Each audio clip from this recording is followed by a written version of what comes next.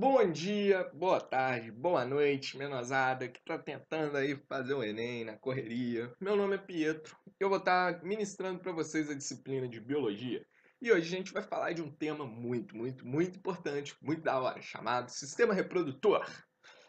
E, bom, antes da gente começar a falar do sistema reprodutor propriamente dito, a gente precisa entender como que foi formado o sistema reprodutor, os primórdios da civilização. Então, a gente chega lá no início e a gente vai ver que o que é que diferencia o homem da mulher biologicamente é o cromossomo X e Y, especificamente o cromossomo Y. Então, se o indivíduo ele é composto do cromossomo XX, ele é biologicamente uma mulher. E se ele tem um cromossomo XY, ele é biologicamente considerado um homem. E porque no cromossomo Y a gente tem um gene muito importante, que é o gene SRY. Esse SRY é o gene ligado ao desenvolvimento das características masculinas, ou seja, o desenvolvimento do tubérculo peniano, que é o testículo, pênis e toda aquela estrutura do sistema do sistema genital masculino, e além disso, o aumento da testosterona, que é o hormônio responsável pela, pela formação das pela formação das características secundárias masculinas. Então, a gente acredita que o cromossomo X e o Y, eles eram cromossomos parcialmente homólogos, como vocês podem ver. Só que ao longo do tempo, ao longo da evolução, o cromossomo Y foi sofrendo degeneração, o que fez com que ele se tornasse muito, mas muito menor do que o cromossomo X. Mas, como eles têm uma parte que é uma região homóloga entre eles, então é uma região que é parecida entre eles, durante a mitose ou a meiose, eles se pareiam entre eles, eles conseguem se parear. E por causa dessa parte aqui, a enzima interpreta que eles são cromossomos homólogos e aí deixa eles pareados. Mas como vocês podem ver, eles têm uma região muito diferente. E ao longo dessa região, em um você vai ter o SRY e aqui você vai ter os genes ligados à característica feminina. E vocês vão ver também ao longo da genética e que quando você ocorre lá nos crossing overs, as mudanças, se tiver, pode acontecer também da mudança do cromossomo Y, ele mudar de lugar por um milagre, assim, ironia do destino, o gene justamente que é trocado no crossing over, seu SRY, e vai dar um problemão, a pessoa vai dar síndrome, a pessoa pode até se tornar estéril. E então, só para dar uns detalhes assim. E, enfim, como o cromossomo Y, a gente acredita que ele está sofrendo degeneração, porque vocês vão ver lá no telômero lá do cromossomo, vai sofrendo degeneração. Um dia acredita-se que o cromossomo Y vai deixar de existir. Então, nós, homens, vamos simplesmente deixar de existir da face da Terra. Uhul. Brincadeira, mas é verdade isso. É, mas então, agora que vocês entenderam como que é formado o cromossomo, como é formado a diferenciação do cromossomo do homem para a mulher biologicamente, a gente pode partir direto para o sistema reprodutor. E bom, nada melhor do que a gente começar falando, ué, cadê meu mouse? Do sistema genital masculino. O sistema genital masculino, ele tem várias partes, os canais deferentes, o testículo, pênis, a próstata e por aí vai. A gente vai ver tudo, mas vamos começar pelos testículos, que são ali que acontecem as primeiras grandes mudanças, as primeiras coisas principais que vão dar origem ao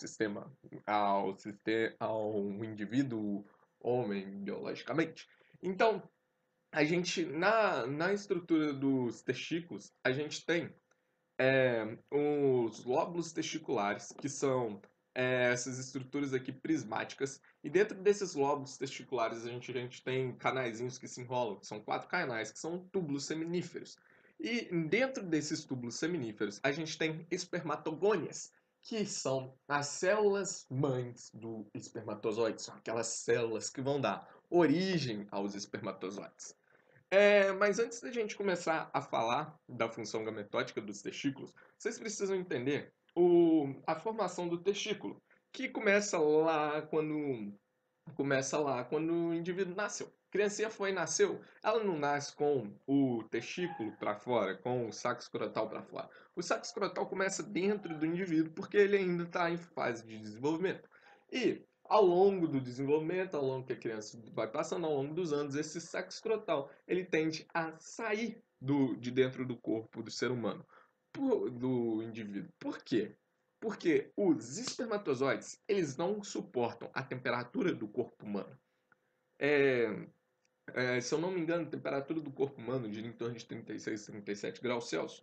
E os espermatozoides não suportam essa temperatura. Então eles têm que estar fora do corpo humano para eles estarem em uma temperatura, se eu não me engano, de 32, 34 graus Celsius lá, que é a temperatura ideal.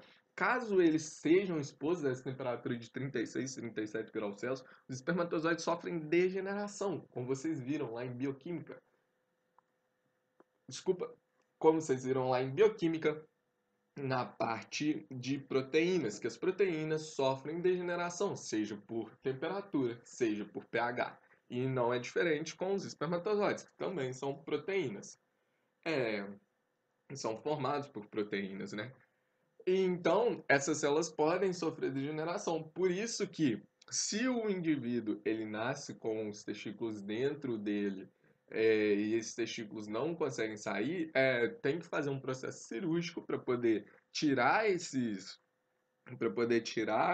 saco escrotal de dentro do indivíduo, porque se ficar lá dentro, ele vai ocorrer o risco de ser estéril. E bom, agora a gente vai falar de uma estrutura bem importante dos testículos, que são os túbulos seminíferos. Lá dentro dos túbulos seminíferos, a gente tem a, a função gametótica, é onde que começa a função gametótica. É, a gente tem lá nos túbulos seminíferos as espermatogônias, que eu falei para vocês. Essas espermatogônias, elas são responsáveis pela formação do espermatozoide. Elas vão sofrendo um processo de diferenciação até chegar nos espermatozoides. E dentro também desses canais, desses túbulos seminíferos, a gente tem as células de Sertoli. E essas células de Sertoli, elas são responsáveis pela nutrição dessas espermatogônias e dos espermatozoides. E de resto, para preencher para preencher toda essa bagunça, a gente tem a tecido conjuntivo propriamente dito, nervos, vasos sanguíneos e vasos linfáticos para limpar toda essa bagunça que vai vir. Então, quando a gente começa a produção de espermatozoides, pera aí, só tomar água. Ao contrário do que a gente vai ver na mulher, que ela já começa a produção de espermatozoides na fase intrauterina, o homem, ele começa a partir da puberdade. E a mulher, ela começa na fase intrauterina e continua depois na puberdade. O homem começa já na puberdade. Lá na puberdade, a gente vai ter as células intersticiais de Leydig, que essas células de Leydig, elas vão ser responsáveis pela produção de testosterona. E aí, com a produção de testosterona, a gente vai ter o desenvolvimento das características secundárias masculinas e também a gente vai ter a formação da espermatogênese. Então, para quem não conhece, espermatogênese nada mais é do que. Eita, só. O que aconteceu? Que incrível. A espermatogênese nada mais é do que a formação a formação do espermatozoide. Eu sempre gosto de dividir a palavra quando você pega um termo assim que você não sabe, e genes é uma palavra muito muito frequente que vocês vão ver. Então, tipo, espermatogênese nada mais é do que a formação do espermatozoide. Espermato, que é do esperma, gênese, que está na Bíblia, também vai haver muitas vezes em Gênesis. Gênesis quer dizer a criação. Então, nada mais é do que a criação do espermatogênese. E na testosterona, que eu vou estar falando mais na frente, é as células de Leydig, só para vocês familiarizarem, assim que escreve Leydig, que são as células responsáveis pela produção de testosterona. Mas enfim, vamos para a espermatogênese, que é a parte mais importante. Então, lá na lá dentro dos tubérculos dos túbulos seminíferos, isso aqui, por que eu fico falando tubérculos, né? Que viagem. Mas enfim, a gente tem a espermatogônia. E aí a gente divide a espermatogênese em quatro partes. A primeira fase, a gente vai ter a fase de proliferação. O que acontece nessa fase de proliferação? A gente vai ter mitose. Para quê? Para a gente ter a proliferação, um aumento de número de espermatogônias. E depois que essas espermatogônias elas finalmente chegam num determinado número, elas vão começar a entrar em crescimento sem divisão celular, que eu acho que lá na mitose que eu falei para vocês, a gente lembra das fases lá, a gente tem a G1, G2, S, e, é, e aí a gente tem esse,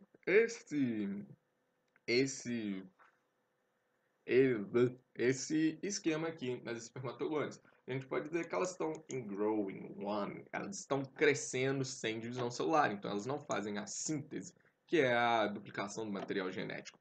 Então, as células crescendo, elas começam a chegar numa fase de crescimento, que elas começam a crescer sem fazer divisão celular.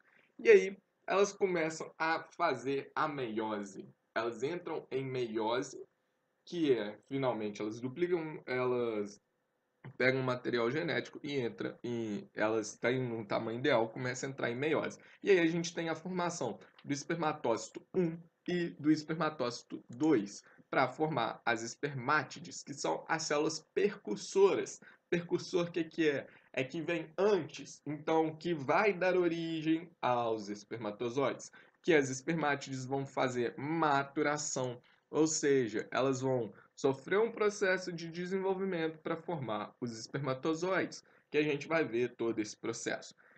A gente chama de espermatócito 1 e espermatócito 2 justamente para poder se referir à ordem dos espermatócitos, se é um espermatócito primário ou se é espermatócito secundário, que vai sofrer segunda divisão. Aqui, ó, espermatócito 1, meiose, tá em meiose 1. Espermatócito 2, está em meiose 2. Belezinha? Então, a gente tem a formação formação das espermátides. E quando a gente tem a formação das espermátides, presta atenção aqui no desenho, a gente tem a bolinha, e aí ela vai eita, junto, formar um espermatozoide. E bom, esse espermatozoide aqui, ele forma basicamente assim. A gente tem nessa fase de maturação, a primeira coisa, a gente elimina o citoplasma do espermatozoide. Por quê? Das espermátides. Porque o que a gente tem? A gente tem aqui uma célula, aqui complexo de Golgi, mitocôndria, centríolo. Tá. Aí a gente tem que eliminar isso para poder fazer uma célula funcional, porque o que essa célula tem que fazer? Essa célula ela tem que adentrar dentro do útero da mulher e aí ela tem que chegar até o óvulo para poder fazer a fecundação. Então eu preciso de uma célula totalmente eficiente energeticamente, ou seja, ela vai precisar de muita energia para poder caminhar, para poder fazer esse processo. Ela precisa ser leve, ela precisa ser rápida, leve e energeticamente eficiente. Então, a gente tem o que acontece? A gente vai ter, primeira coisa, a gente vai eliminar totalmente o citoplasma. Então, espera aí que eu vou. A gente tem que eliminar totalmente o citoplasma da célula para a célula ficar mais leve e menor. E assim, como ela fica mais leve e menor, a gente vai poder aumentar a locomoção dela, ela vai poder se locomover mais rápido.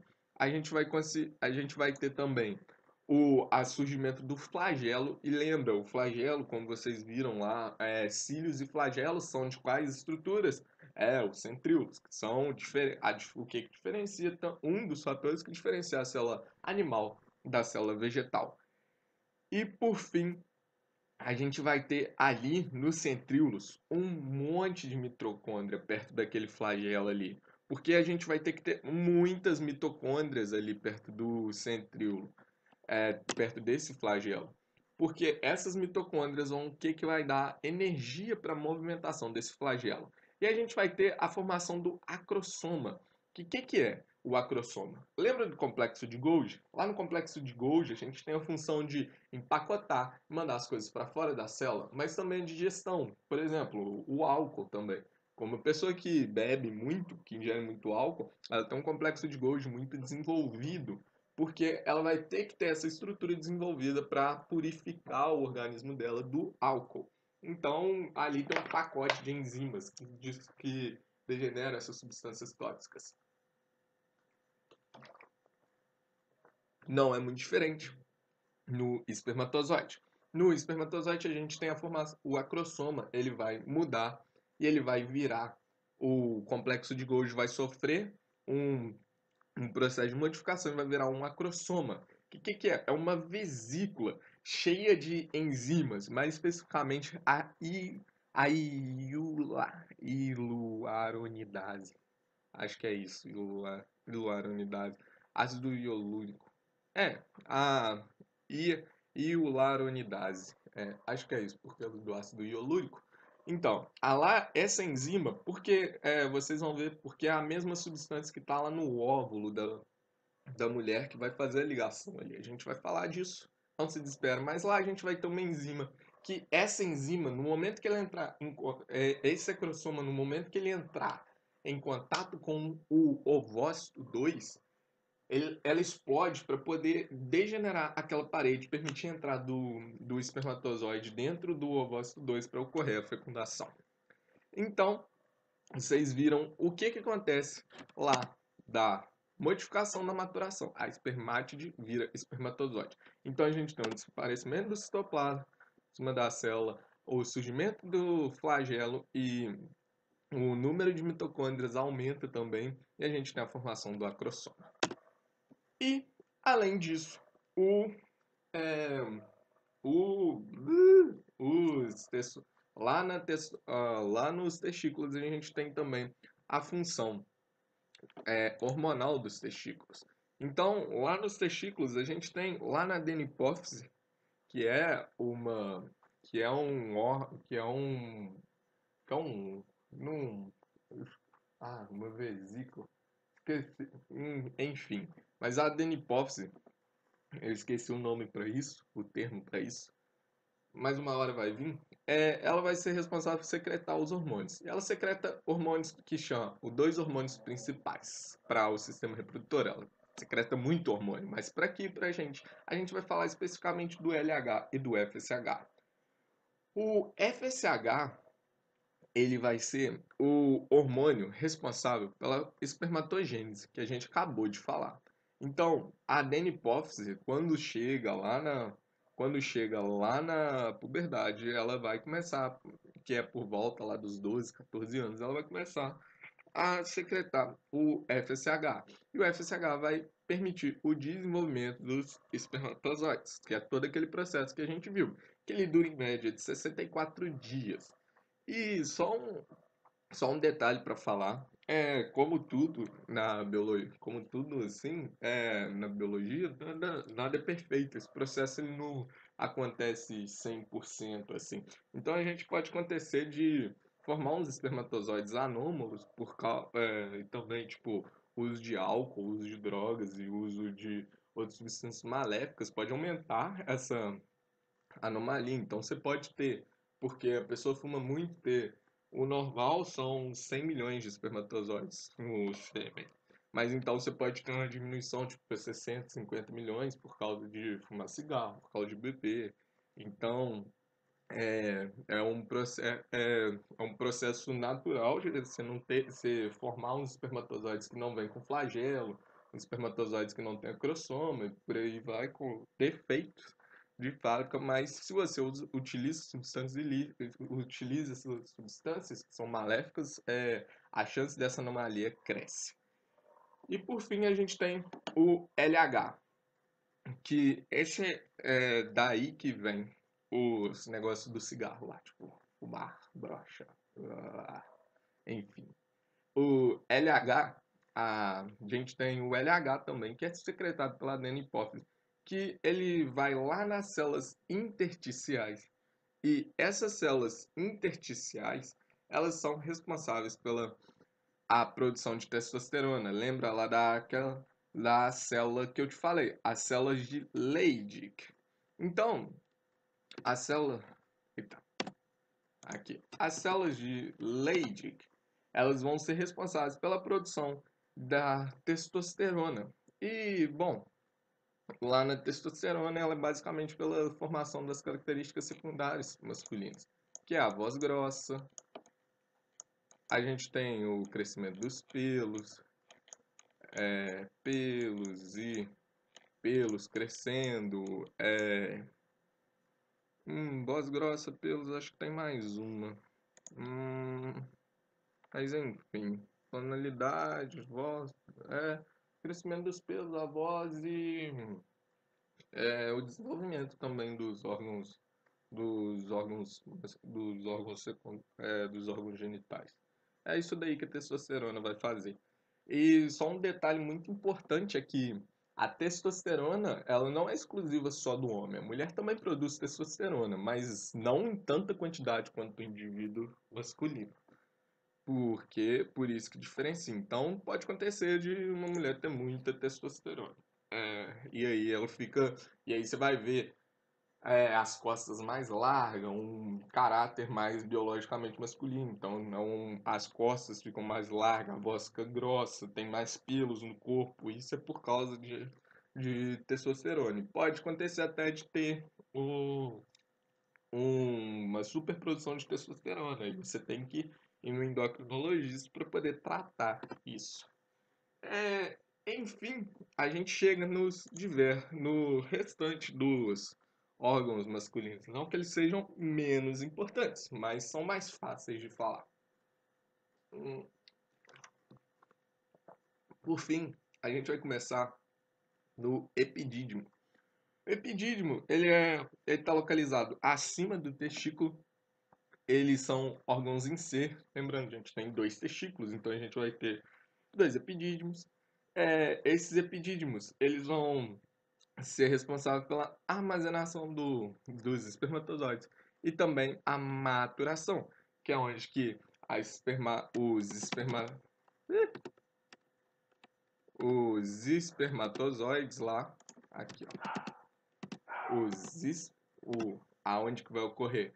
As espermátides vão virar espermatozoides. E aonde que ocorre isso? É exatamente lá no epidídimo.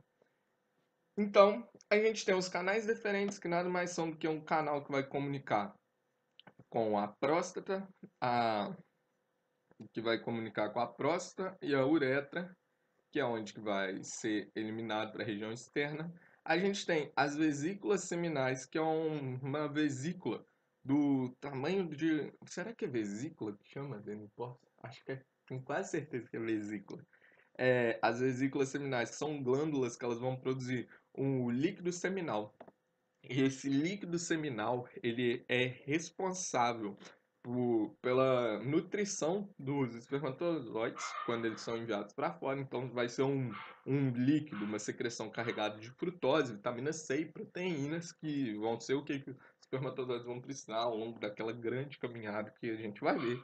A gente tem a próstata, que nada mais é do que... Cadê a próstata? Esse em forma meio de essa bolinha aqui embaixo da bexiga, que ela vai produzir o líquido prostático, que ele é meio é um líquido leitoso e ele que vai dar o caráter alcalino para o substância, para o sêmen, que por que é alcalino? É, Vocês viram lá em química que a gente tem substâncias ácidas e substâncias alcalinas. Então, se a gente tem, se a gente tem uma substância alcalina e ela vai estar em contato com uma substância ácida, a gente vai neutralizar. Por quê? Não sofrer degeneração, espermatozoide, proteína, pode sofrer degeneração tanto pela temperatura e agora a gente está vendo pelo pH.